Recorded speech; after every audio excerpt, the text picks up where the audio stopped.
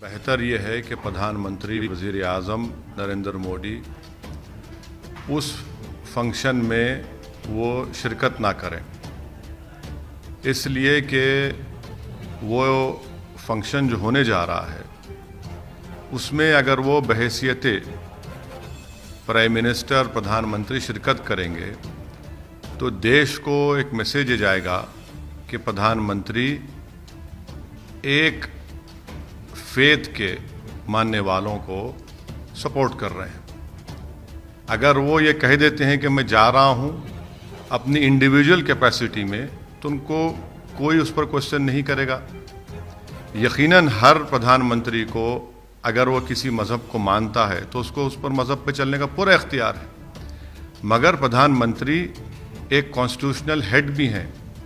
प्रधानमंत्री एक संविधान से जुड़े हुए हैं और वो संविधान का सेकुलरिज्म से, बेसिक स्ट्रक्चर से उसका ताल्लुक़ है। और अगर प्रधानमंत्री वहाँ पर जाएंगे बहैसियत प्रधानमंत्री, तो यकीनन ये एक मैसेज जाएगा कि प्रधानमंत्री एक बिलीफ को और एक फेथ को प्रमोट कर रहे हैं। इसीलिए मैंने कहा कि प्रधानमंत्री को जाना है, इंडिविजुअल कैपेसिटी में जाए, उसका लाइव टेलीकास्ट ना कराएं, उस पर कोई रोक टोक नहीं है। प्रधानमंत्री यकीनन हम जानते हैं कि उनका रिलीजन क्या है, कोई ऐसा नहीं है कि नहीं जानता, मगर अब बहैसियत प्रधानमंत्री आप जाएंगे वहाँ पर, उससे ये गलत मैसेज जाएगा। इसमें दिक्कत क्या है सर? इसमें परेशानी क्या है? नहीं, कोई परेशानी ये है कि प्रधानमंत्री हैं वो, और देश का कोई रिलीजन नहीं है। क्या भारत का कोई रिलीजन है? क्या गवर्नमेंट ऑफ इंडिया का कोई रिलीजन है? कोई रिलीजन नहीं है। भारत का रिलीजन कोई नहीं है। भारत का रिलीजन क्या है कि भारत उन तमाम रिलीजन्स को मानता है। भारत उन लोगों को ही मानता है जिनका कोई रिलीजन नहीं है, और प्रधानमंत्री उनकी गवर्नमेंट का भी यही होना चाहिए। यकीनन वो अपने मजहब पर रहें, कोई रोक नहीं सकता, मगर क्या गवर्नमेंट ऑफ इंडिया कोई मजहब है? बता दीजिए हमको, क्या गवर्नमेंट ऑफ इंडिया का कोई मजहब है? बता दीजिए। गवर्नमेंट ऑफ इंडिया आपकी परेशानी, आपकी तकलीफ से प्रधानमंत्री के जाने से है? प्रधानमंत्री इस देश के मुसलमानों के प्रधानमंत्री हैं, हिंदुओं के भी हैं, दलितों के भी हैं, बैकवर्ड क्लास के भी हैं, सिखों के भी हैं, ईसाइयों के भी हैं, आदिवासियों के भी हैं, और उनके भी प्रधानमंत्री हैं जो किसी खुदा को नहीं मानते। प्रधानमंत्री इन सब के हैं। सर, सबसे बड़ी चीज है, ऐसे मौके पे आप इस सवाल को उठा रहे हैं, लेकिन सभी लोग जानते हैं कि राम मंदिर को लेके आपका जो मूवमेंट रहा है, जो पास रहा है, ये बिल्कुल वो छुपी हुई बात नहीं है। आपका सवाल क्या है? तो सवाल यही है कि दिक्कत आपको प्रधानमंत्री के जाने से है या मंदिर की शुरुआत होने से? सबसे पहली बात तो यह है कि प्रधानमंत्री अगर जाना चाहते हैं वो पब्लिकली कह दें कि मैं अपने इंडिविजुअल कैपेसिटी में जा रहा हूं, और जब मैं जाऊंगा तो कोई टीवी चैनल उसको लाइव टेलीकास्ट ना करे। हमको इस बात का स्ट्रांग ऑब्जेक्शन है, क्योंकि भारत सरकार का कोई रिलीजन नहीं है। भारत सरकार का कोई रिलीजन नहीं है, इस मुल्क का कोई रिलीजन नहीं है, और प्रधानमंत्री इस मुल्क के तमाम लोगों की नुमाइंदगी करते हैं। नंबर 1 ये। दूसरा ये कि यकीनन सुप्रीम कोर्ट का जजमेंट आया है, और सुप्रीम कोर्ट का जो जजमेंट आया था, आप ही ने आकर हमसे पूछा था, तो हमने कहा कि हाँ, ये हमारे देश की आखिरी कोर्ट ऑफ अपील है, और हमने ये भी कहा था कि supreme court is supreme but not infallible. इस बात को याद रखिए कि एडीएम जबलपुर का केस हुआ था, 40 साल बाद वही सुप्रीम कोर्ट ने कहा गलत केस था, गलत फैसला हुआ था।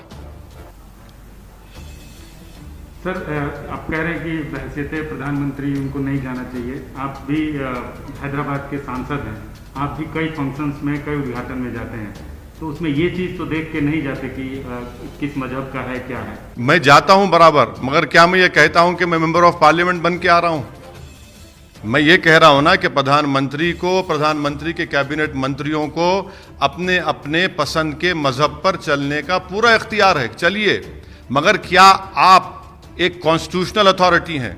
अगर आप असदुद्दीन ओवैसी को इस मुल्क के वजीर आजम से कंपेयर कर रहे हैं, तो मैं ANI का बहुत शुक्रिया अदा करता हूं कि आपने मुझे प्रधानमंत्री के मुकाबले में लाके खड़ा कर दिया, बहुत बहुत शुक्रिया।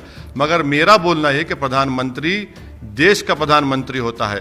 प्रधानमंत्री और प्रधानमंत्री की गवर्नमेंट का कोई मजहब नहीं होता। वो तमाम मजाहिब को सेलिब्रेट करते हैं और जो नहीं मानता किसी खुदा को तो उसको भी सेलिब्रेट करते हैं। मेरा बोलने का मकसद एक ही है कि प्रधानमंत्री जाएं, अगर जाना चाहते हैं जाएं, मगर प्रधानमंत्री बहैसियत प्रधानमंत्री ना जाए, वो नरेंद्र मोदी बनकर जाए और ये कह दें कि भाई जब मैं जा रहा हूं उसका लाइव टेलीकास्ट मत करिए आप।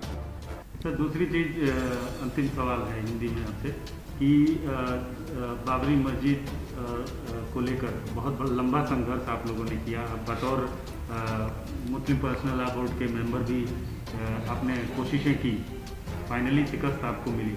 जो आपके साथ आपके साथी थे, ऐसे मौके पर जब मंदिर का निर्माण होने जा रहा है और देश की जो एकता अखंडता है उसको देखते हुए आप अपने साथियों से, अपनी कौम से क्या अपील करें? मैं पूरे देश से कहूंगा। आप क्यों मुझे खाली अपने कौम से कहने के लिए कह रहे हैं?